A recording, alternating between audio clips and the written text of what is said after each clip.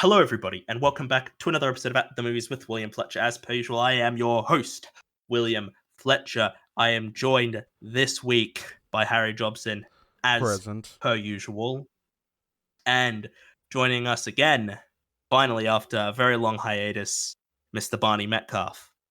How's that for a slice of fried gold? Yeah, boy! It's like you never left, mate. And this Always been week, there. we are going to be discussing the career of Edgar Wright. Well, the first half. So that's going to include A Fistful of Fingers, Shaun of the Dead, Hot Fuzz, and Scott Pilgrim versus the World. And then next week, we're going to cover the second half, which is The World's End, Baby Driver, the Sparks Brothers documentary he made, and Last Night in Soho. Mainly because we didn't have anything else to do, and I also want to just talk about these films because I haven't seen some of these films in years. So I want to talk about them because they're really... I think this is going to be... We're going to be very positive about certain films, I feel like. I feel like we're going to disagree at certain points, and we're going to... I think in the latter half is when we're going to start in the next disagreeing. episode, there's going to be some headbutting, I think. It's going to... But as a general sort of statement, I think we all love Edgar Wright. Yeah, I mean, pretty much for me. He's my. I think it's worth saying that he's my favorite film director, and has been for some time. Yeah, and I've been known to say that as well. We all love him in Man of our own quality. special ways. I wouldn't say Edgar Wright is my favorite. He's certainly top 5 Fuck for me. you. No, sorry. Continue. Jesus Christ. So I was like quietly nodding, being like, okay, yeah, fair enough, top 5, that's respectable. Then Harry just fuck you. Hey, David Finch is my favorite. Okay, I don't think you can take it. That's pretty decent. You can't have any qualms with that. Edgar Wright, and I do know, and I've talked to people who they like Edgar Wright, but they don't like love him like I do. And it's always interesting to talk to people who just don't connect with his films in a way. And I find it interesting because I think Edgar Wright, I mean, to sort of start off with his career's Fistful of Fingers, which is his sort of debut film, very low budget. It wasn't a student film, was it? It was kind of... I don't believe it was. It's effectively the equivalent. It wasn't a student, I don't think. It had a budget of 15,000 USD. Yeah. Yeah. But it's like the equivalent of a student film. But yeah. If you were a student at the time, yeah, it would have been.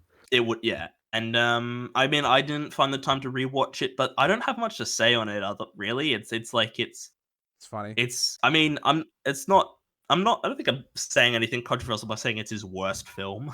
Like, I think that's I don't think you're upsetting anyone with that. But yeah, Fistful of Fingers, you know, it's very much in that same sort of school as like Cannibal the Musical that Trey Parker made, and sort of films from that ilk as well. Yeah, I respond really well to low budget filmmaking, just in general. Like, regardless of the quality of the film, I always appreciate filmmakers who they've got like a fucking minuscule budget and they just do whatever they just do stuff with it. Oh yeah, absolutely. I mean, the fact that it's like, they were, I could make a film like this. Yeah. I mean, and the fact that they were like that he used the $15,000 budget, which is something that, I mean, if you got 5 people our age, you could probably pull together to make. They use like the fact that it has a low budget to play into the comedy, like the horses. Yeah, I think there's a weird charm to the low budget of it, and I don't know why, but I do it. I think it does work nicely with the film in that it's quite, it is quite a scrappy film. And... I really appreciate the British accents in the Western setting as well. It's just a bunch of Englishmen out there in the West. And they're wandering around somewhere that's clearly in like the west of England rather than America. Yeah, they're not in the West at all. It's like the forest, and it's like Gloucester. I think I should also mention his like a short film he did a few years before. There's like Dead Right, which is like the kind of precursor to him doing Hot Fuzz. But I think both of them. I think that Fistful of Fingers is slightly better than that, but both of them do show a hell of a lot of potential. Actually, but I'm aware of it. Watch. Because there are flashes of genius, but it's kind of not been fully refined yet. And I think to say that Spaced was only a couple of years after Fistful of Yeah, Fingers. well, I guess He if we're refined the style gonna, really well, and I think it's just kind of about having the resources. yeah, I mean, if we're gonna, I mean, I give A Fistful of Fingers a 6 out of 10. Yeah, I think that's It's fair. I see. I've gone slightly, but I've got 6.5 because I think there are some genuine. I do laugh at it. I do think there are some funny gags in there. Oh yeah, mm, I thought it was really funny. I was saying to William a little earlier that I think the funniest parts of the film aren't the bigger gags, but are the smaller ones, are the ones that are a bit more Yeah, like the subtle. one that I most remember, the camera's like moving towards the edge of a cliff, And it there's a says sign that edge says of the "Edge of the frame. cliff," and then it pans across, and there's a sign that says "End of frame," and it quickly pans back away. Yeah. And I thought that. yeah. But it's quick ones like that, or the scene where he's facing off, like facing off with the guy, and he's just waving at him, and he's not reacting at all, or the finger guns or whatever. Those are the funny ones. Where you take it instead of the one where they're all closing the door. I use that as an example. The one where they're all closing, and the couple goes behind the door, but there's no walls, and I'm like, it feels like I think Edgar Wright was really. I was like that. He is great at visual humor. Yeah, 6.5 is what I give it. Yeah. All right, So- Captain, my captain, direct us into the next film, because that was short, but Yeah, So I is guess Fistful. just quickly touch on that. Actually, that's a bit of a tangent. Yeah, so I guess Harry, have you seen Spaced? no, You should, mate. You Right. I should. am not Well, cultured. yeah. I mean, I want to quickly talk about Space because I really like Space. It would be I think wrong Space not is to. yeah. I mean, it's basically where Edgar Wright and Simon Pegg they definitely they knew each other prior to the Spaced, right? Like that's Yeah. what. I think they were both. They first met working on a thing called Asylum. Yeah, Jessica Hines and Simon Pegg wrote Spaced, Yeah. and they kind of thought, "Oh, can we get Edgar Wright in?" Because they Yeah, were like, "Oh, yeah, we've worked before. He's good." And then Yeah. that's kind of where they started collaborating. And I mean, it's where a lot Yeah, of the people that will appear in I these mean, films. yeah, it's got Nick Frost in there. You got, I mean, all the main cast except for Twist have cameos in the other Cornetto Yeah, trilogy. they've all appeared in some capacity. Yeah, except Twist, right? She didn't appear in Yeah, anything. Twist was never in it. Yeah. Which is a shame because I feel like you could have gotten them all. I feel like you would have worked in there somewhere. I think even just as like a zombie in Hot Shaun of the Dead. I mean, they got But fucking wait, tires and as a zombie and Shaun of the yeah, exactly.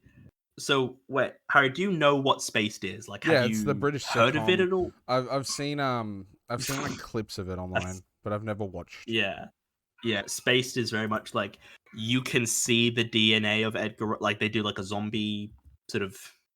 It's not it's not an outright zombie parody. It's more just got like there's zombie. I say an episode where Simon Pegg's character takes too much speed and plays Resident Evil Yeah. all night. Yeah, that's Yeah, brilliant. but and there's like a paintball episode, which is probably my favorite episode of the whole show. Yeah, it's great. I really love Spaced. I think it's really funny too. I think Nick Frost's character Mike. Like, Mike, yeah. I think probably my favorite bit is where he's talking about the time he drove a tank to fucking Disneyland. Or Euro Disney. Euro Disney, as it was then called. Yeah, it's such. Yeah, and I think it does feel very like it's very small and. But anyway, Edgar Wright and Simon Pegg have kind of said that the whole kind of thing the show is built on is doing Hollywood action movies and stuff in suburban London. Yeah, which is kind of and- where and the they- Cornetto trilogy comes from as well, but with a bit Yeah. more money behind it. it's good, Harry. You should really watch So it. it's mate. It's one of my great. favorite shows. You should watch it, Harry. Yeah. You'd like it. I give the series a 9 out of 10. I mean, I'm going to Yeah. give my first 10 out of 10 of this episodes. Yes, first 10. Will it just be the one more? Will there be others? Well, should we move on to? Yeah, Right, to making Shaun of the films. Dead. The second best so I Cornetto trilogy film. Just Oh, that's a leading. Whoa. It's a leading. Well, I I think think- right. Like I may be incorrect, but do we all? I feel like do we all think that this is the second best one of the trilogy? I definitely. I should do. preface it saying it's my second favorite. I think it's the best. I think it's I think from an objective point, I know there's no such thing as objectivity in film, but I'm gonna say it anyway. I think this is the best film Edgar Wright has made. I mean, I There's think just it's the one best film other. that has ever been made in general. Whoa, fuck, that's a. I think this film might I'd genuinely definitely be put It is this. by far the best horror comedy I've ever seen. It's by far the best the film that involves anything to do with That's zombies. definitely the best zombie film. Yeah. Although Evil Dead 2, I would put up there as a contender, Zombieland. but no, this is much better. The Zombieland series. I like zombies. I like Zombieland, Yeah, but I it's don't hate not. Why? But it's no Shaun of the Dead. Shaun of the Dead is a contender for like the best film ever made. I'd probably put it, if I was to try and be objective Really? again, I'd probably put it in. It's not my favorite, but I think it's the best film. I don't think it's of objectively Edgar Wright's better career. than I think there are maybe two I think this films film. that are better in Edgar Wright's filmography that are better Oh, than this. mate. Oh, man.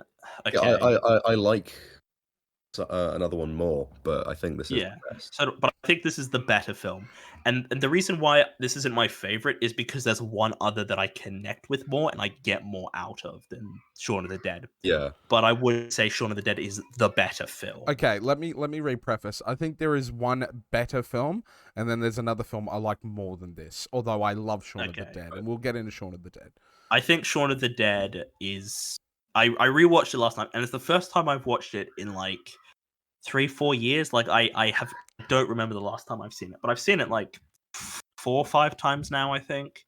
And because I've recently been going through my IMDb ratings, all my 10 out of 10s, and seeing and rewatching them and seeing if they're worth like bumping down. And I was very worried about this because I was like, I haven't seen this film in years. Will it hold up? A few minutes in, I'm like, nah, this is a perfect movie. I can't fault this. Can't. And by the end, I was like, yep, cool. This is just one of the best movies that has ever been made. So I should actually. What's our history with seeing this film? When did you guys first watch it? So this wasn't my first Edgar Wright. Hot Fuzz was my first Edgar Wright film. Yeah, Scott Pilgrim was, I I think, think my first film that I watched of Edgar Wright. Like, because it is somewhat kid-friendly, that I was able to... I mean... It's more so than his other films, I guess. I don't know. I think it may have been... I remember I was probably about 7 when I first watched Shaun of the Dead, and... or Jesus 8, Christ. and I was terrified. Like my hell. siblings had it on, because I grew up with older siblings, and they thought it was hilarious. I mean, so did I, but I was never watched terrified Shaun of zombies. Like, I was like, but then, like, once you watch it, you're like, oh no, this is hilarious. Like, it's really not that scary. Like the scenes where he's in the bar and he turns the light on and there's just zombies, so he just pulls the blind down and turns it back off and leaves. Hot Fuzz was one of those films I watched when I was getting into films, and Shaun of the Dead was sort of soon after that. But like, nah, this was. See, I remember so I guess covering the Cornetto trilogy as a whole. The first one I watched was Hot Fuzz, and it was, I think I was 12. It was shortly after my family moved from Perth to Melbourne. It was a few weeks after we in Melbourne, and my dad. It was Friday night. We were, family was like, "Oh, let's watch a film," and my dad was like, "Oh," we were going through Netflix, and I was like, "Oh, Hot Fuzz, we should watch that. It's a good film." So we did, and I, really enjoyed that. And then I found out it was part of a trilogy, and I was like, well, I've got to watch the other ones. Those kind of became like comfort films for me in a way. So I have a very strong emotional connection to these films just because it was a trying time. My life had changed quite a bit, and these films were a silly, goofy, blanket. And as a result, I revisit these films every couple of years. And they never lose their touch for me. Probably watch them like twice a year. That's crazy to me. Like, I sometimes like this is gonna sound. You rewatch all 3 of them? No. No, okay. No. Like I'll watch Hot Fuzz more than the others. Harry, sort of, what are your feelings on zombie stories in general? Fucking hate them. I despise them. They're so shit. Like, and it's such a boring, like, lame zombie-based video games I can't stand to play. Even Call of Duty, like, I'll do it if we're all having fun, but I'd rather play like multiplayer. So you've never played The Last of Us then? No, I have played a Last game. of Us. Zombie stories in general. This is why I love Shaun of the Dead, because it's just such a laugh. And it really made me interested in something to do with, because it's like, oh, these are waves of drones that are after you. Barney, we talked about Evil Dead a few months ago now. Fucking hell, that Yeah, it was was a so while long ago. ago now. Yeah, zombie stories. I don't have the hatred that Harry has for them. I just don't love them, and like honestly, like I'm trying like zombie stories. I love this the Simpsons episode where they did zombies. That was a great DuckTales had episode. zombies. Yeah, it's That's fucking good. great. Yeah, The Last of Us. I think the games are great. Although the games aren't like they don't have the greatest story. They're just really fun to play. Which I fit, and the TV show, which I thought was all right. But I mean, Shaun of the Dead is far and away the best piece of like zombie media that has ever been Yeah, I created, and agree. I I think mean, it's because it's not there's only focusing really, on the zombies. Really, yeah, they're in the film, but they're not about. The film's not about them. it's yeah. Which is, I mean, to be fair, what zombie stories should be. It's like they're not Yeah. really about. You use them as a backdrop to tell I mean, character stories. To say I love Just- it, I don't think it's because of any of the zombie stuff. No, Even the though I zombies do are think like they honestly work the really part well in the film. honestly with all the Cornetto trilogy. For me, I don't like because the Hot Fuzz is about the police, is like a police film, but it's not because of the police stuff that I like. I love that film, and same with the World's End and the Alien stuff. I don't really, mean, although that World's End film's is a got the bit loosest more, connection, I'd say, to it. yeah, that's a bit different. But yeah, Shaun of the Dead it's fantastic. I don't even know where to start with it. Like that's the problem. I mean, I'm writing an article. I guess the for a place where I can start is that you said you got a few minutes in, and bam, you're in. There's only been a few circumstances when I'm watching a film and it just hits me immediately, and I'm engrossed by it. Yeah. Another one I can think of is Inglourious Bastards. But this one, from the moment Sean staring out into space, I'm all over it. Yeah. Yeah. But I think that opening scene is fantastic. I only really get into the film when Nick Frost says the N word. No, that line straight away. That line made me laugh way more than it should. It should have. It's like, only gotten funnier with age. Like I know that like White boy theoretically I shouldn't laugh at that line, but like I mean No, you aren't meant to it's approve of you it. aren't. It's gotten funnier. You're not with meant to age. prove it, but it's just the way he just says it so casually, like Yeah. it's nothing to him. It's gotten funnier Like, with that's age why it's funny. because of the absurdity of it now. Like it was absurd back then, but it's so way more absurd There's now. no way that any it's- reasonable person would say that word now. Yeah. Certainly not a white person. You're just like, oh yeah, he's just pulling up in a car, and then he just says the N word. Then he puts his head out the window. It's What's up. up? Yeah, it's great. There's so many great the just high pitched voice lines is of perfect. dialogue. It's Yeah. So, Yeah, I think so that this many. film is so densely packed with detail and jokes. And fucking Bill Nye. Oh, there's no stress in this some moments I noticed that on this because I haven't seen it in years, and for some reason this is the first time I noticed at the end there's like the photos of Barbara and Philip and fucking Diane like on their shelf in their house. It's the first time I noticed that, and it seems like such an obvious thing to notice too, but it's like, oh, that's a thing I didn't see before because and like this is a film you can watch it 30 times and you could still not get everything. Like that's how densely packed. And to be honest, this is the kind of film that I watch it and am kind of depressed in the sense of like it makes this you is sad because like I'll never do anything operating on a level of film quality like this film Inglourious Bastards I would also say is up there in terms of just like this is a film that like I couldn't even consider making because it is I love it, but I'm so operating angry that I'll never do anything like it. I mean, I could do this 10 Yeah, times because over, there's 10 times better, but like that's whatever. there are some films where I see where I'm like I definitely could have done this. I'd be like I could take that scene out, I could use a different take of that line or whatever, I could, but with this I'm like I can't do that because it is just incredibly well crafted. And this film I think really showed to me that Simon Pegg can be a really great actor when he wants to be.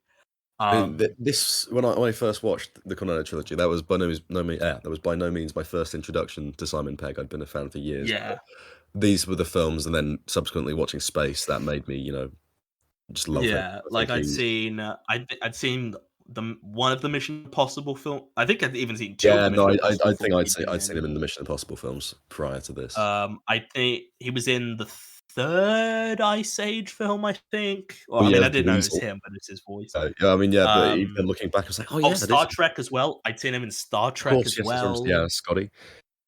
Yeah. Um, I'm trying to think. No, he's gone really I didn't see mainstream now. Space. Yeah, he's. I saw an interview with him recently where he was telling people to stop asking for a fourth Cornetto film. He's like, "It's done. Okay, we're done with this. We could just move Yeah, on. Just get over I it." see. And to be Yeah. fair, there's no more Cornettos. There's like they did the three main ones, and then there's no more like right. Unless It's you're just doing weird the flavors like yeah, Golden Gate Limited Bowling. edition. Yeah.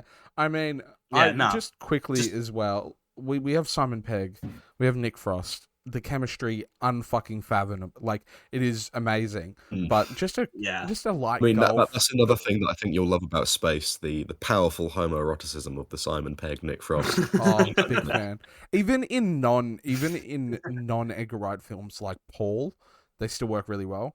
But oh my god, just a brief, very quick round of applause for my favorite baby boo bear, Dylan Moran. Oh my god. Oh, Dylan Moran is great in this So film. I great think in this film.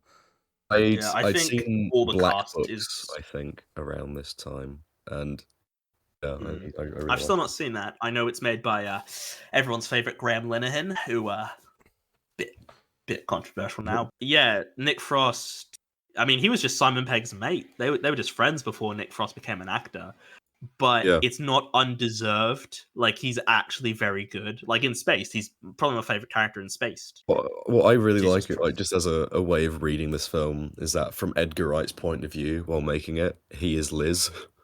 'Cause it's Yeah. heavily based on, it's based on the time where the three of them were kind of living together, and he Yeah. wanted his then boyfriend Simon Pegg to go out to the pub, but no, to go out and do stuff, but all Simon Pegg and his then boyfriend Nick Frost wanted to do was just go to the pub. There's just so much about this. Yeah, the cast: Simon Pegg, Nick Frost, Kate Ashfield as Liz. Sure, yeah, Yeah, she's all right. To be honest, I feel like she does the job. most of the female characters aren't. They're not bad. I just don't think they're as well written. Maybe Barbara. I'd say. I I'd say think- Barbara. I think Liz definitely has a bit more going for They're her. not bad characters by any means. No, I know, and she's not the most interesting character, but she's still relatively yeah. proactive and Yeah, we've got everyone. We've got Lucy Davis from The Office, and I mean she's probably again. I don't love her in The Office either, to be honest. I think she's Yeah, Dylan Moran, such a well-written dickhead in this. He's so Such like a he's. fucking prick. I I mean, I really like Dylan Moran in Black Books, but this is a very different performance, and I think he does a really good job. Yeah, Bill Nye, fantastic. I love Bill Nye in things. Makes me Bill so Nye's happy he got nominated for an Oscar recently because I love him. He's so Yeah, good. we've got Penelope Wilton as Barbara, Sean's mum. It's weird. I've seen her in a bunch of. I've never seen her as a young woman. She's always been. No, in stuff where she's like that, like Maggie Smith, or Judi Dench, where she's Maggie always Smith like. is correct. They play a kind of. They have a lot of scenes together in Downton Abbey. And We got Peter Serafinowicz. I love Peter Serafinowicz in Spaced as well. Actually, I think he's great in Spaced. oh, that's one of my go-to impressions. Just like, hi, it's Dwayne Benzie. It's a very easy one to do, but it's just fun. Talking in a really slow way. Tim. Rafe Spall, very Raffy Taffy. Rafe Spall. He's barely in this, to be honest. He's not A in it really that much. great performance, I think. So he's only got about one scene. He's got one scene, and he's just like, a dickhead, and it's like. I guess we should also mention Jessica Hines, who has a small role. I'm disappointed she wasn't in the other Cornetto films. Same. I would have liked to have seen her pop up a bit more. I think she would have been a really good Like, I, yeah, I think you could easily get her in the Olivia Colman role, maybe in Hot Fuzz, or Rosamund yeah. Pike's role in The World's End. It would have been nice. Yeah, that's what I was thinking. The Rosamund Pike role in Hot Fuzz, I think, in World's End. Sorry, yeah, she would have been great in that. But that's pretty much like all the main cast, really. Like, there's not like it's a very small group of characters, and that's good because that's what I you mean, want that's with a classic zombie. zombie film shtick. And then, yeah, I mean, there's just a problem. Maybe my favorite moment of the entire film is when Sean goes to the shop Oh, that after long it's take, after and it's he all just doesn't kicked off. notice anything. Oh, it's so good because I had seen that clip before. I didn't like not the full clip, like out of context. Like I saw like it was like a video essay or whatever, and there's just a Yeah, bit where Simon Pegg's got like a cornetto, like he's holding it with his mouth, and then he's like trying to open that can, with a can of and there's just Coke. zombies in the background. And Yeah. in my head, I'm like, does he not notice the fucking zombies behind him? But watching, it's like, oh, it's so good. And the moment where he slips on the blood That's the is, and that is the fucking Simon Pegg is the chef's master kiss. of the fake slip. I was watching this film once with my dad, and that moment where Simon Pegg slips on the blood, my dad was like, "Oh, that's so good." My dad was genuinely like, "That's so good," and he's looking away when he opens the door and he misses the blade handprint. It's great. I mean, It's totally believable. the messaging of the film. We are already zombies. Yeah, no, I that did is a fantastic. I did cringe a bit though, where he tried opening the can with his teeth. I was like, Oh "Oh, yeah, mate, that hurts my teeth every time. what are you doing, mate?" I don't have a lot to say. I like just the little things, going through the records to find the shit ones that they can throw at Oh, the just been like Batman soundtrack, chuck it. Yeah. Speaking of the soundtrack, what a fantastic collection of not just songs but original music. Like the soundtrack is Yeah. fantastic. Two excellent Queen tracks in there. You've got White Lines, which is a fantastic song. You've got I Monster, fucking wonderful band. Blue Wrath, Fucking great. Blue Wrath is incredible. I listened to I Monster's albums recently. Fucking great. Oh, like, good. Yeah, they're fucking good.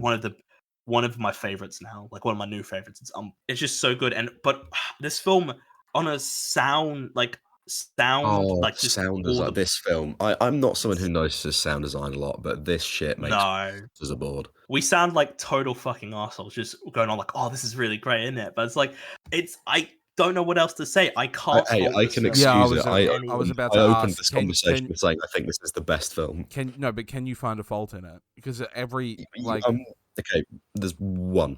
I've heard it mentioned on other podcasts, but the bit where they just see on the TV, oh, remove the head or destroy the brain. You know, okay, slight coincidence that will come on then, but you know, I'll allow it. I did love the bit where he's flicking through the channels, and it's just I'd like that's really on the streets of London. London. There are increasing numbers of serious attacks as people are literally being eaten alive. Yeah. It's so good. I think the only part I'm not a big fan of is where Simon Pegg like runs through the sea of zombies to like distract them. Like I feel like that is like the one bit that's like, okay, that's going a bit too far for me.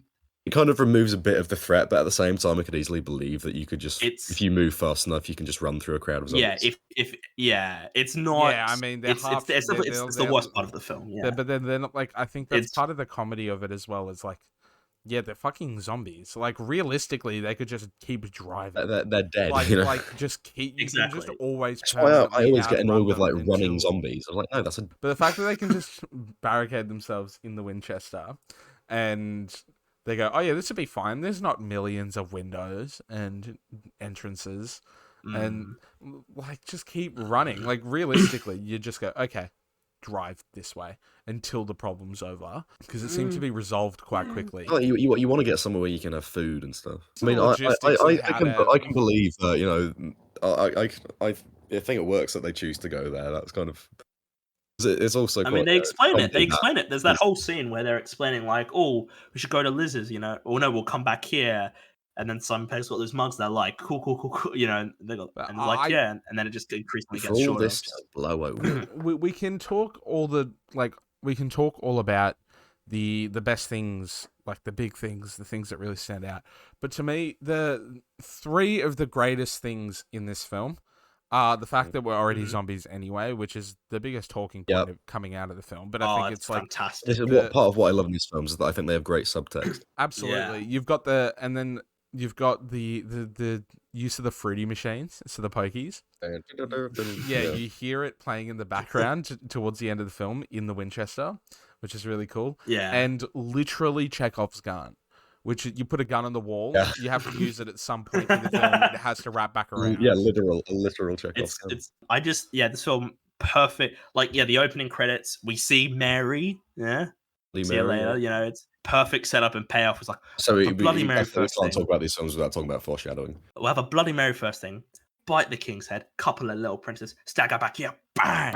Back at the bar for shots. How's that for a slice of fried gold? Slice of fried gold, by the way. Fucking great.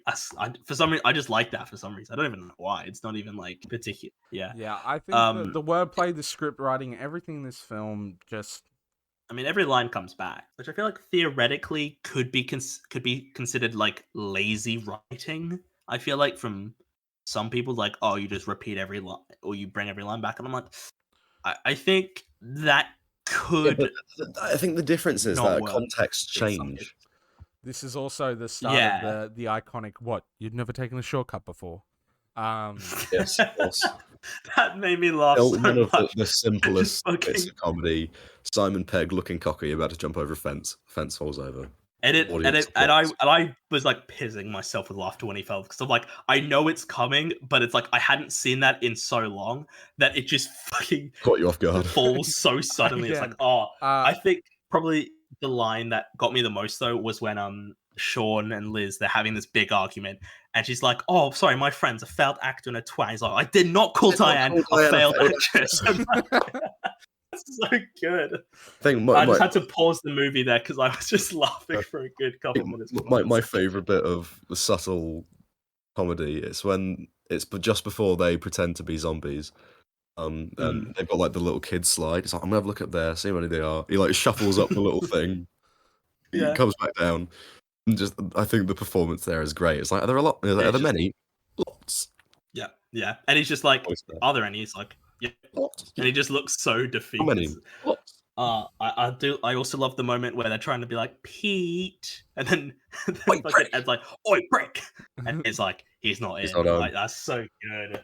Yeah, I mean, God, this movie's so good, dude. We've kind of beaten this horse enough. I think there's enough. Yeah, I just want to touch on the emotional core of this film. Yeah. With Philip dying, I was watching this and I was like, tears were forming, mate. It's like, yeah, I think it's a really great moment. I think it's so well performed, and it's like, I think Bill Nighy's like barely in this film, but he fucking nails. And it's like, again, the most, like a really subtly unappreciated moment is Barbara's like, oh, is your dad all right?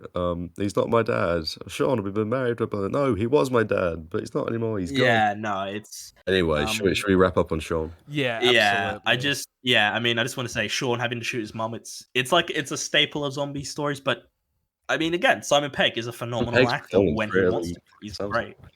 And I like the moment where we see Nick Frost is like crying because it's like, oh, he he genuinely does. I do like he makes a lot of sexual jokes about Barbara, but he does care about her. I'm just gonna do this one more time, but I love when Sean and Barbara and Philip walk out the house. He's like dragging his cricket bat behind him, and he's like, "Hello, Barbara. Hello, Edward." He's so happy to see her. Yeah. Don't point the gun at Barbara, or whatever he says. Yeah, and then there's the Mexican standoff, and she's like, Liz like, this isn't exactly a fight, and then he like smashes a bottle and gives it to her. He just like, take this, and then he picks up a fucking corpse. I'm like, we end the film with Ed as a zombie, and they're still playing Time Splitters. Like an animal, he's living in the fucking shed. Fuck. Yeah.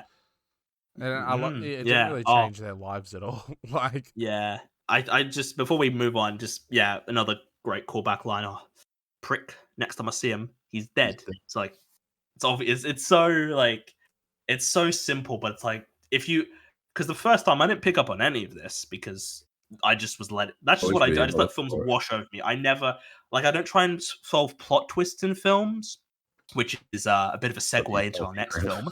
But I never try to solve them because it's like, I want to enjoy the experience. Unless it's super obvious, like Shutter Island is so obvious. 10 out of 10 from me. Yeah. One of my favourite films. Yeah, as I gotta close see to where this perfect is as films for get. me. I gotta see. I'm gonna echo that. It's a 10 out of 10. I don't think.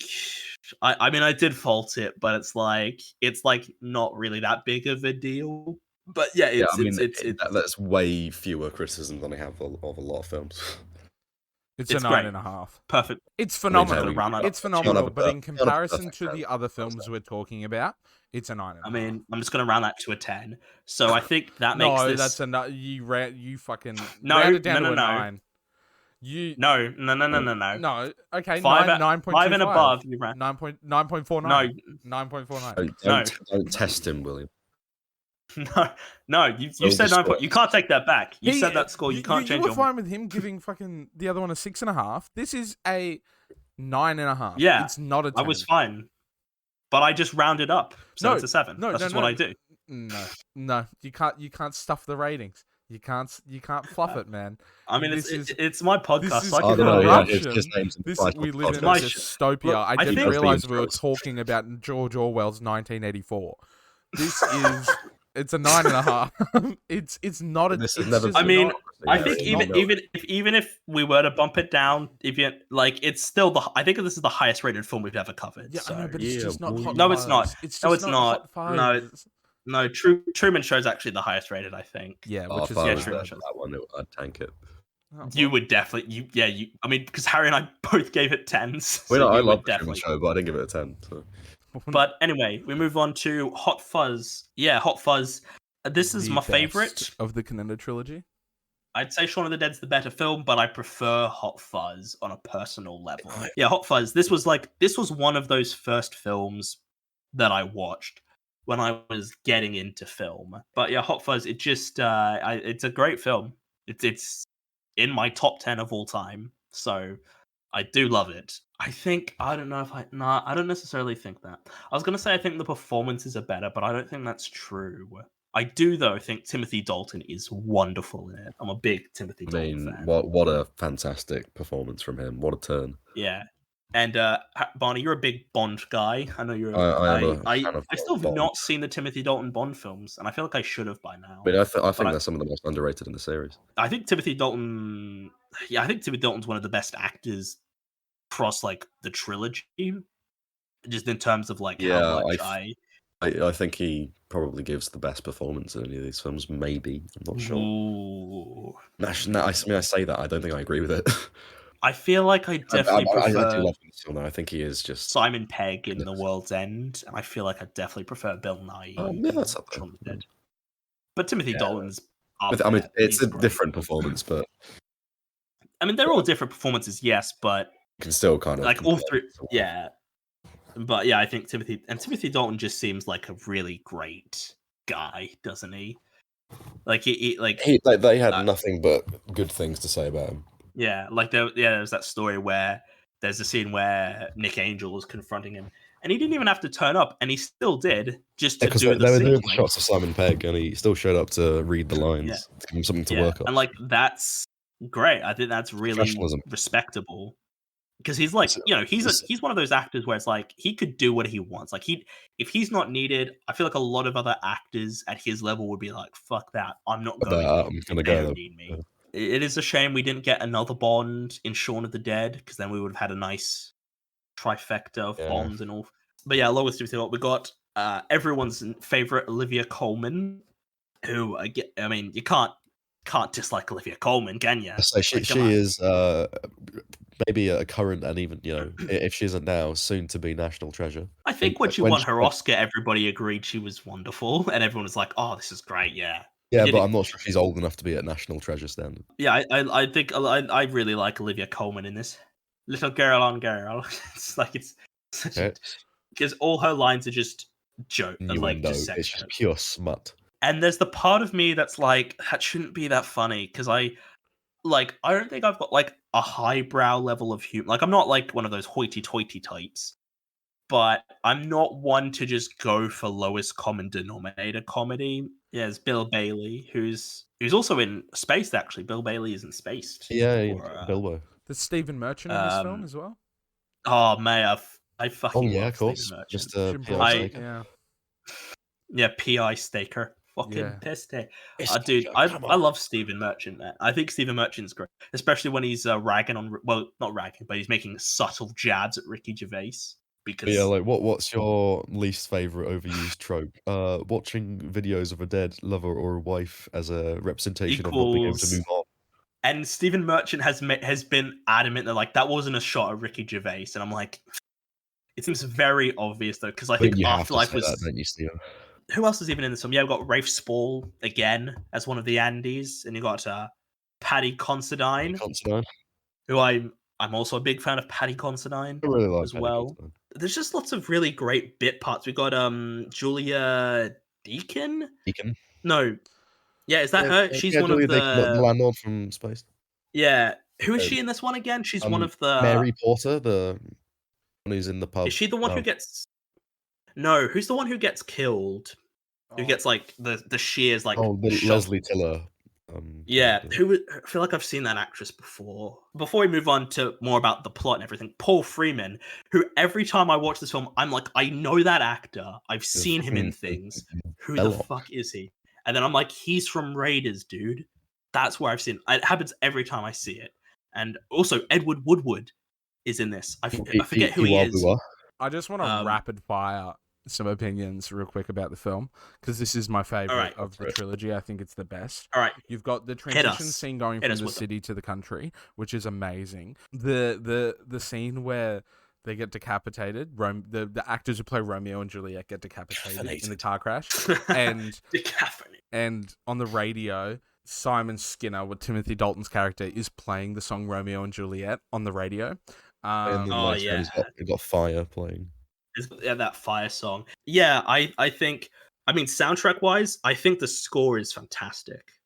I think. Oh, that main theme. Dave Arnold's so good. David Arnold also did another Bond connection. Getting to see Nick Frost's and Simon Pegg's characters like become friends, Fanny Batterbomb being friends, and Nicholas Angel. The way you see the relationship develop, and it was like, when's your birthday? Every year, like shit like that. Oh, that's but the way Edgar Wright posts that on his like Instagram and Twitter every. And to be fair, it's a great moment. I can't blame him. It's a great line. Everyone posts every year. It's like, it's your birthday. But the whole "it's all for the greater good."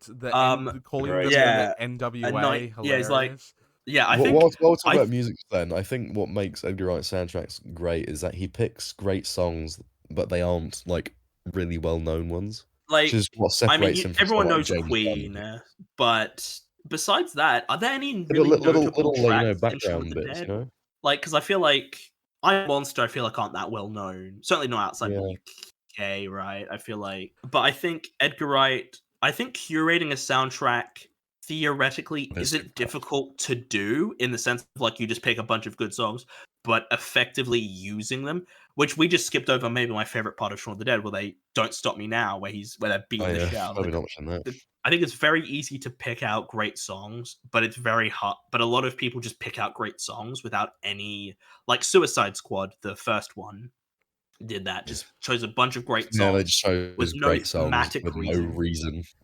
No thematic reason. They were just like, oh, Guardians of the Galaxy did that. Let's just do that, without realizing that Guardians of Guardians. James Gunn's very good. Galaxy did it too, but at least worked well. They at least kind of chose the right James sort. Gunn's very good at doing that. Quentin Tarantino, I also think, is very good at curating a soundtrack. We've really not discussed the plot of this film. It's a bit of a horror film at a certain point. Like, it's like a murder. I think all three of these films have horror aspects. It's definitely got a bit culty towards the end, but like the whole death, it's a bit gory. That's fucking terrifying. Dude. Yeah, cults are terrifying. I know, but it's like old people. Like it's not like Dude, you don't know that at the time. Yeah, I know, but it goes. Yeah, we just see are people getting brutally murdered. Like, I think there are elements of Hot Fuzz that are like, I would say horror. I wouldn't. Like, I'd say there are. I think all three of them take different sorts of horror. I think this one's Shaun of the Dead is so overt, but I think going in, you don't expect horror-esque elements in Hot Fuzz or The World's End. To be honest, I need to rewatch The World's End, obviously, but you sort of do. Like The World's End, but it's a body snatchers film. essentially. Yeah, it's that Yeah. sort of thing. But And I that's mean, terrifying. you take And that's but I think it's the tone. I think Like, what makes it terrifying is the tone, and the tone is never set to be scary. Like, there does have horror elements, but I think Hot Fuzz I'm not saying has. it's scary. I'm Oh just no, saying not it's scary. it's got horror elements. There are slight flavors. Maybe he's sprinkled a little bit of horror on there. Like, maybe he's just the soul of horror. He is, but that's not the essence of. Not that it is there, but like you take Hot Fuzz, at not one point was I ever scared in the film. I was like, oh, this is kind of gory, and then the I'm cult not saying the scared, cult it doesn't mean scene it's lasts not like horror. 4 minutes, and then it's just full action. So funny.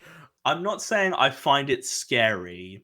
I'm just saying there are sprinklings of horror that when I first went into it, I didn't expect. I mean, it's a mystery. Like, you were attempting to figure out who is killing everyone. But yeah, Hot Fuzz, I think I love how it doesn't really go out. Like, from the outside, it seems like an action film, and then you don't really get that much action until like the last 30 minutes or whatever. Yeah, And it really, but it and I turns it love on. the way it uses, I love the way it uses editing to create action. You know, like when he's doing like the paperwork, which you never see in cop films, by the way. They just skip over that part. And apparently, a lot of cops were like, Real "Oh, life it's cops are it's really cool." happy They that that's actually in show, film. But yeah, yeah, it's very and they meta the way as it's just well. edit. This I film's do one of my also- favorite edits of all time. Which and one? it's when George Merchant, the fridge magnet, which is a great joke. When he gets hit on the head and is in his toilet and he collapses to the ground, and it cuts to Simon Pegg sitting in a chair. Yeah. Oh, that's great. I love that. I think that's a great moment. I think, again, Edgar Wright is just a master filmmaker. Yeah, I feel like what I think is great about Edgar Wright is that he writes to direct and he directs toward the edit. yeah, He's constantly covering all his bases. yeah. And I think Edgar Wright, he's reached a point now where I definitely wish he was making. It's gonna sound really bad. I think he makes good films, but I don't think he has made anything to the level of Hot Fuzz and Shaun of the Dead. I think ever since those two, it's been a slightly downhill trajectory. I disagree. Not that anything he's made. Okay, well, this is gonna be an interesting discussion, because right now we're just praising the hell out of this film, and now it's gonna change soon. I just think everything post Hot Fuzz has gone It's a bit more weaker bumpy. as time has gone on. Not to say any of it's bad. I know a lot of people didn't like Last Night in Soho. I don't really. I'll have to look at review next week. I'll look at some reviews and see what people actually don't like about that film, because I didn't really get it. But I just think he's sort of like his films are getting weaker as time goes on. And I mean, I still want him to make films, because he still makes pretty good films. It's just like we missed out on an Ant-Man film. I would have loved to see Edgar Wright's Ant-Man. his Ant-Man film could have been like top tier MCU for me if he, had been able to do it. And you know what? I respect that he stood to his guns, was like, no, I'm not going to do that. Like, he was quite adamant about what he was going to do for it, which I fully respect. And yeah, Edgar Wright, I mean, yeah, I think he's a great filmmaker. I also, to sort of talk about my feelings on Edgar Wright beyond filmmaking, he's got a real passion for films. Like, he's got a real, he has an infectious, love for filmmaking. And just hearing him on talk shows and podcasts and all that, he clearly loves what he does, and I think it's great that I think it's important that you love what you do. Yeah, absolutely. Yeah. And every time I see him in an interview, It'd be a shame if just he the made way like films and fucking hated doing it. Yeah.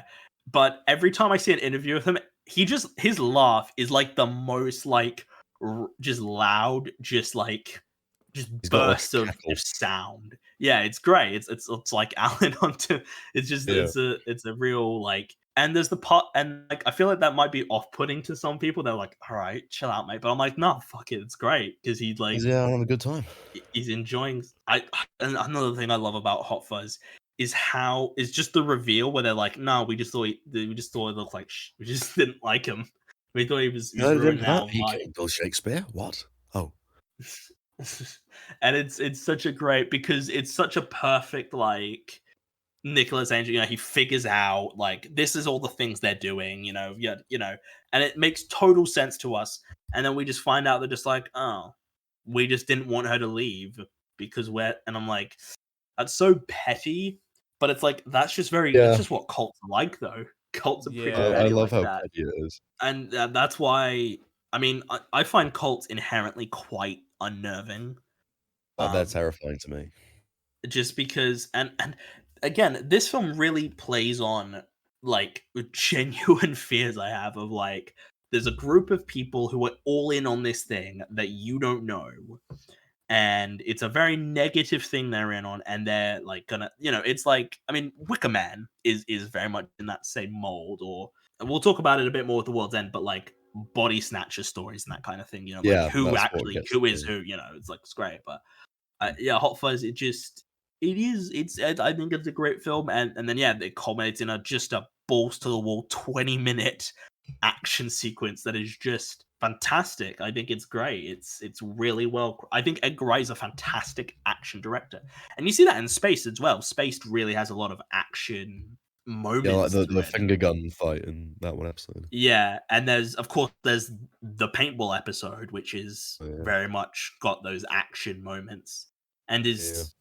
great. Yeah, I love it. I love this film. I want to get your guys' thoughts on this. They originally wrote a love interest for Nick Angel, and then they just sort of were like, "No, we don't need that," and they just all the stuff to Danny. Yeah, I think that's great. It worked perfectly. I think that's. I really I like think it's great. across all three of these films, the kind of positive man-to-man relationship. Yeah, I mean, I've talked about this with you before, Barney. Like Ted Lasso, the episode where Colin and Isaac have their whole thing, their whole super bad, I think, is a great example of that. Yeah, I think as writing dialogue that can be used for men or women, for the most part, I think that works. Yeah. Unless you're doing like a gender specific story, like you're telling a story that could only really work from like a male perspective or a female perspective. But if you just write like dialogue about like a relationship, I think that should work. I think some would again say, "Oh, you should have changed that," but I disagree. I think it works. I think it's great. I think this is a well written. I think this is a great film. I think this is probably the funniest Edgar Wright. Like Shaun of the Dead's great, but I think this is probably the funniest. A particularly funny film. I think Hot Fuzz is a full-on comedy, whereas Shaun of the Dead is kind of like, it's funny, and there were some moments, as I mentioned before, that I laughed at, but it's not a out-and-out comedy in a way that Hot Fuzz is just like gag after gag after gag. Hot Fuzz is like a live-action cartoon. There's a few cameos in this film. We got bloody Cate Blanchett in there. Yeah, Peter Oscar Jackson. winner Cate Blanchett. Peter Jackson. He's Santa. You got which is it? Is it Adam Buxton or is it Joe Cornish? Adam Buxton. Who's the one who gets crushed by the steeple? Yeah, Adam Buxton. You got. I mean, there's Annette Roper who was in Shaun of the Dead as the cockacidal maniac, as they call her. I feel like there's some other cameos I'm missing. No, because Brian's in the World's End, isn't he? Bill Nye, Martin Freeman, and Steve Coogan. Of course. Oh, Steve Coogan. I'm disappointed Steve Coogan isn't in more of this. But I'm kind of disappointed when Steve Coogan's not Alan Partridge, to be honest. I think that's the best. Well, because he just is Alan Partridge. He should just be Alan Partridge, and he's not really used that much in this. And then Martin Freeman, who's in Shaun of the Dead, actually. There's that bit in Shaun of the Dead where they meet the other version. There's Matt Lucas with a really terrible wig, I must say. Like the wig you've got on Matt Lucas is quite bad. Yeah, it's right. And then Bill Nye. Yeah, I just love Hot Fuzz. I can't sing praises enough. And then they're like, "Hey." The thing that I really want to appreciate is just those last kind of 30 minutes of just balls to the wall action. Oh, it's so. And there's the line where they come back with like the crossword, where she yells out "fascist," and he's like, "Hag." It's great. There's the the line where Olivia Colman like hits the Julia, whoever that woman is. No, Alice Lowe. That's Alice Lowe, isn't it? Lowe, right? Yeah. Alice Lowe, yeah. Who just slides across the floor. Nothing like a little girl on girl, and they all just like it's a dumb joke, but it's like I would laugh because it's a pretty good joke. Oh, there's the fucking swear jar where all the fucking swears All the words are that are bleeped censored out apart from the word except cunt. fucking cunt. I'm like, dude, that's objectively the worst word there. Yeah, I'd say it's the worst word. There's a more of a taboo around that word in certain parts of the world. Like you never say that word. All the others Yeah, are and fine. even if it's not as offensive where you live than it is in other places, it's still probably the worst of that bunch. Yeah, it's a pretty harsh word to use. Like it's not like all the others. Like if I go out and I'm talking to people, we just say the word fuck because that's just how we are. Like we say it. We say what other words are even on this word? Well, cunt is part of my Shit. my lingo. Fuck. Yeah, shit and fuck. You hear that one, or you hear fuck more, but you don't hear shit. That's usually if something goes wrong. It's like, oh shit.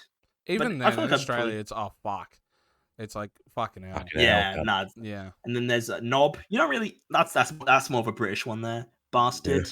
Yeah, but I feel like you don't hear that one. But Those like bastard. I bit more throw of a British. bastard around a lot. but even in this film, you take like I mean, it's a good word. I think a lot of the language. Oh my god, I adore it. It's my favorite of the trilogy. I can't. There's no fault. I really don't have a fault with it. Even before they get to the town, which is actually Edgar Wright's hometown. But even before they get there, like the whole like. Is it nice there, Barney? It's quite nice. Yeah, there was a nice market on when we were there. But Nice. the whole Yeah, my scene grandparents where he's lived. trying to. Well, what is it? It's like, oh, I've moved on. I'm with fucking Dave now, whatever. I can't remember the name. And then, Yeah. but You're like, they all "Hello." look the same. Like all the Hello forensics look the same. So it's Hello. hello. And he's- Yeah, it's great. I love Like, it. yeah, I is it love Steve? Steve. Does Steve look like the sort of person I go out with? It's Dave. Hello there. Hello there, yeah, and Oh, it's Batman. great. Oh yeah, Summer Isle, or no, it's Summer. What's the supermarket that Simon Skinner owns? Summerfield, yeah. I got to call it Summer Isles because the Wicker Man, which would have Wicker been also double meaning because Isles as a shopping centre. it's fucking great. It's a great. joke in the funny movie. It's just a really good joke. It's funny. No one's laughing, but it's really fun. I can't like it's a lot funnier when I'm not explaining the joke. It's quite funny. Yeah. Also, the fence gag again. Danny just Nick fucking Cross throwing himself collapses through through, a fence. and then he like I climbs really out, like but that it's bit. such That's an the awkward. best. That's the best of I the really like in fence that gag. bit. Edgar Wright told him after you go through the fence, look back towards camera, so that way people know that you actually did it. But oh my Yeah, god, it is because he just runs because we don't see his face. We just like see Yeah. him, and he just fucking collapses down, and then he like awkwardly spills over the next one. That's- Nick Lane- Yeah, that he is really the scene hurt in his the leg movie doing that that. I will pause and almost actually replay. Like the scene where because the way he that just like, he doesn't even bow. try to jump, he just sort of collapses into it. Yeah, falls into it. It's like he tripped on his own feet. He's like running. He's like, oh shit, and he just fucking eats It's like a he ton of looks shit. back as if making sure nobody saw it, and then climbs over. And he's like, oh, no one saw it. I'm all right. And then he just falls over the other one. Nick Angel just doing fucking Somersaults. flips. Even the meta of the movie, Right. like you can go deep and look at like the meta of this film and take the very end scene, or not the very end scene, but the scene where he gets impaled, the fucking A spike. yeah, Oh, he gets impaled on the thing, spike. and he's like Every time I hear that "Oh, word it now, really hurts." I But- need some ice cream. He's like he's destroyed by the very I'm thing he was really- trying to protect. Yeah, it's Like- great. And that's The very thing you honestly spotted. one of the most cringy, like, it's not even a death, it's just so, Ow. just like, oh. For some reason, seeing stuff in or around the face, like when people get, like, stabbed in the eye, or that kind of thing, I'm like, oh no. Before we wrap up, I just want to, one of my favorite lines in the film is where, we first meet Simon Skinner, and he's like, I'm a slasher. Of prices. Prices. I need to be Simon Skinner, smart. owner of local Oh, supermarché. But I genuinely Catch think, me later. like And he fucking runs off. It's great. all the So word all the wordplay, all the fucking all Oh, it's the brilliant. goose coming back and like all of that, right? But Oh, it can break your arm or something. they said it like it could break Like a your arm, man's and then arm. Jim Broadbent's got his arm in a sling. It's great. I Yeah. love it. but the best part of the film Aaron A. by Anderson. far, that every joke, everything, right? Our, It yeah. It's when they're returning the drunk guy to his mansion, and he's trying to give him money, and they're passing the Oh, yeah. money around. It's like, here you go, and it's like, And oh yeah, there's your thank you. change. Here's your change. And here's sir." your change.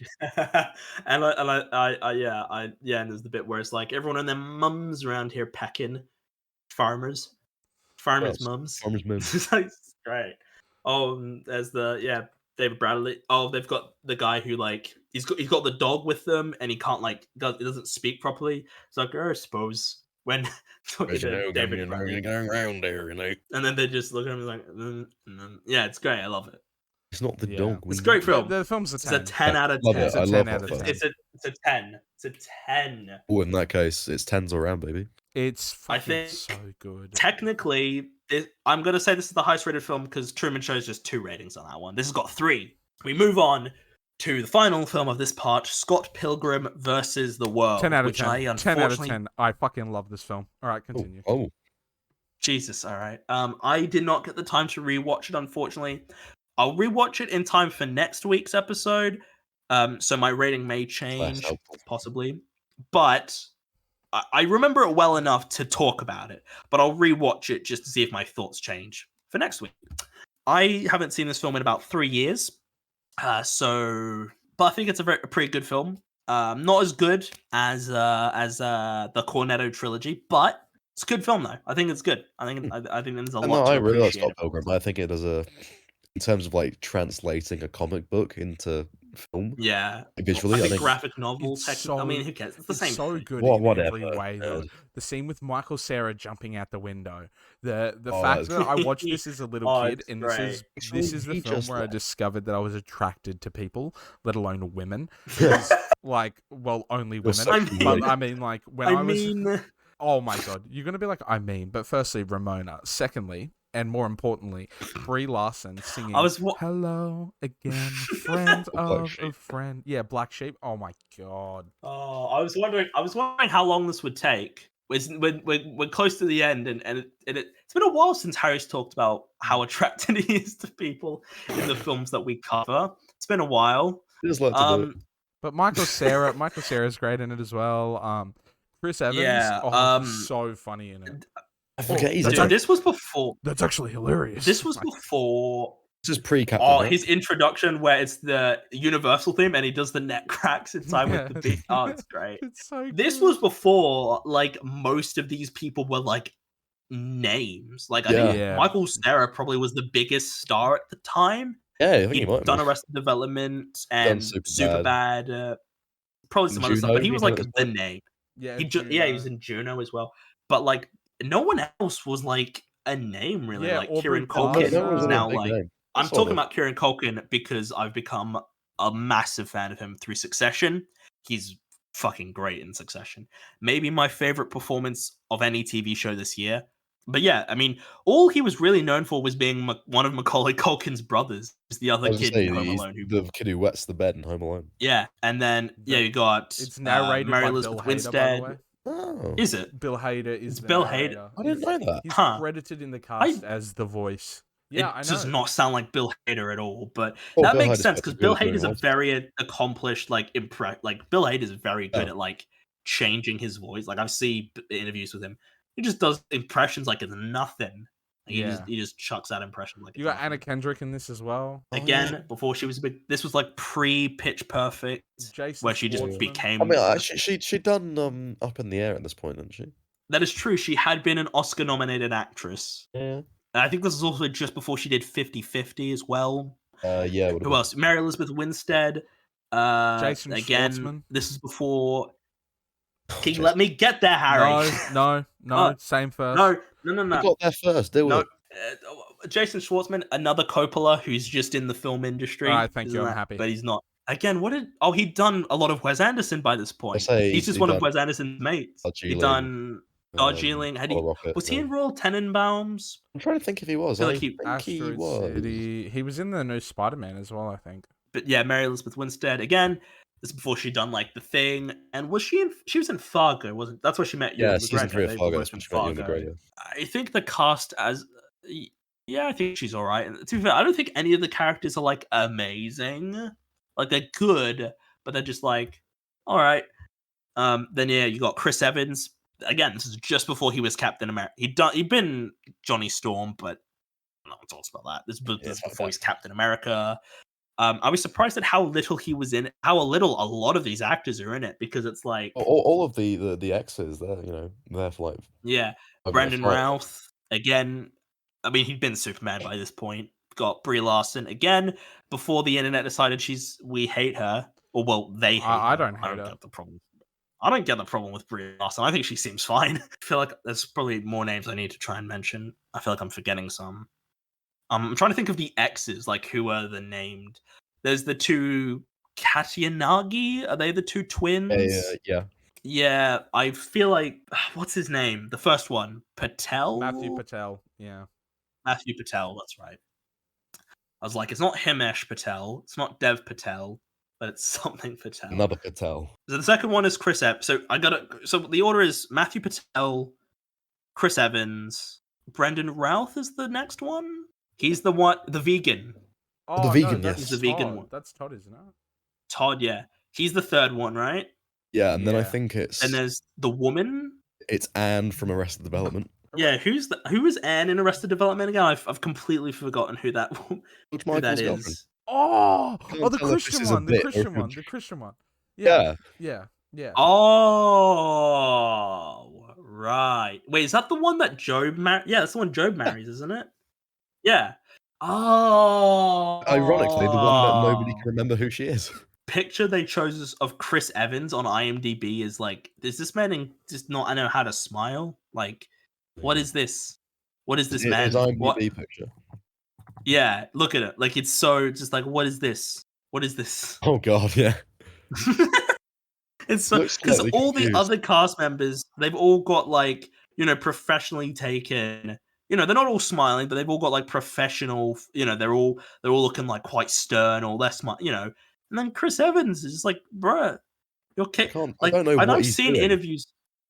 I've seen interviews with Chris Evans. He laughs his ass off. Like, he's capable of smiling like a regular person.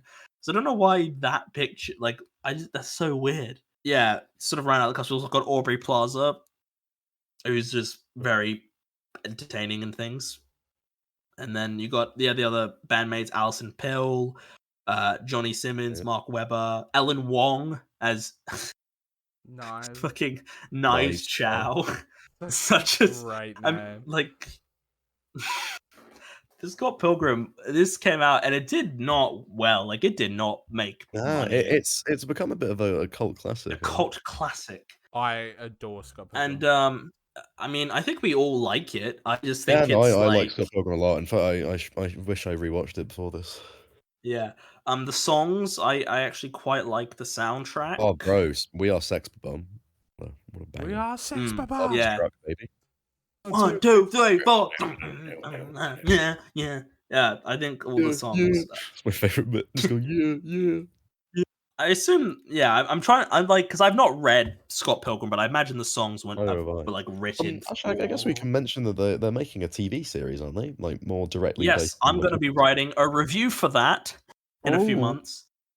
But it's an anime, and I don't think it's an anime. It's more taking It's in the style of the comics. which I don't mind Yeah, I because think I don't I'll- actually dislike the look of it, and I will. I was going to watch it anyway I'll because I watch it, like I Scott think, maybe. Pilgrim. Yeah, there's just a lot of.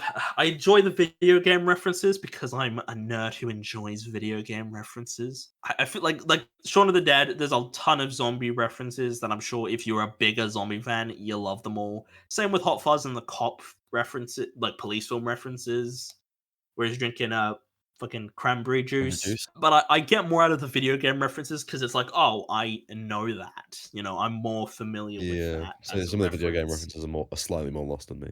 Yeah, well, you don't play video games, yeah, so it makes sense.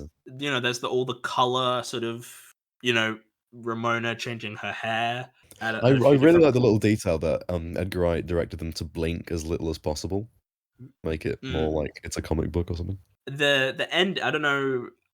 So neither of you have read the comic or the graphic novel, whatever the preferred term is. Apparently the ending is very different between like the film and the comic. from what I've gathered. Ooh. Apparently, there's like an ending. He doesn't get together with. He gets together with Ramona at the end of the film, right? I'm not misremembering that. Yeah. Right? Yeah. I think the comic ends with Scott being like alone, but not because like he. I think he like sort of. It's like he has like growth and he realizes, maybe it wasn't that great. I think I don't know if this was the film they had like a different. There's like an ending where he doesn't end up with anyone at the end, but that's just more because he's like aware of that, which I kind of prefer. I think this is a 10. Mm. But that's more for me. It's I more mean, for me out of personal connection. Like, I mean, I have to. I'll rewatch both, but maybe I do think Scott Pilgrim's better, but not by much. They're like I on mean, the same for level. me, Scott Pilgrim's a 9, and I mean, I'll say that about half a point of that is entirely down to bread makes you fat. I do love the bit where the vegan police come in and he's like, Milk "Chicken and is eggs, vegan." bitch. That's so good. It's such a and yeah, there's First like the you're a base vegan, battle. but I don't now know. you will It's, be it's, gone. the editing's great. I just think Yeah. it's all. I Brie mean, as with Larson's everything that Edgar great. Wright does, there's so much energy to it. It's Yeah, I think the visual effects actually hold up remarkably yeah, well. no, I think so.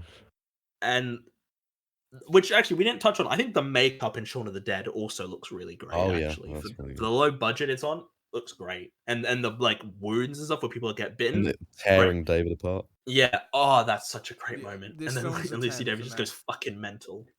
I think Scott Pilgrim it is weaker. I think it doesn't have the character like because I think what makes Shaun of the Dead and Hot Fuzz work is the characters. Like the characters for me on a level of like I'm genuinely invested in the character journeys and what's going to happen to them. Whereas Scott Pilgrim, I'm like, oh, cool fight sequence. You know, it's more of a superficial, like, oh, it's more of a Yeah. like the characters There's not are as all much depth right. to Scott Pilgrim. For what it is, I think it's a 10. Anyway, yeah, I won't dissent your 10 out of 10, Harry. I give it a 9. Yeah, I mean, I don't have it. I'll rewatch it for next week, so I might have some more thoughts then. But I just think like, no, it's a really great film. I do love it. I just think after how great Shaun of the Dead is and how great Hot Fuzz Yeah. is, this is like a step down, and I feel like that may be a continuing pattern into like next week's episode. It could be a 9, right? It very well could be a 9 and I understand a 9. I just think for personal experience, it's a 10 for me. Whereas, like, understand if other people don't. This isn't the first film that they watched. This didn't help shape them growing up. This didn't help shape their like sense of humor or anything. Then it probably would have been more of a 9. And I even get an 8 Like, at so some this points.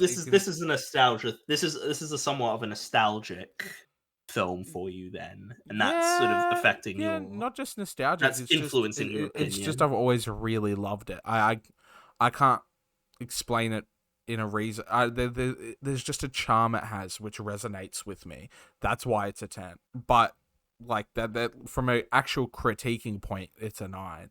I mean, I give it a 9. Like I do think it's a great film, but this is one of those things where it's like I sound down on it because I'm like I know Edgar Wright is capable of better. I mean, And 9 I'm out of saying 10 this is like fucking good, it's right? a 9 out of 10 film, but it's like I know Edgar Wright is capable of. It's how I am with like David Fincher, right?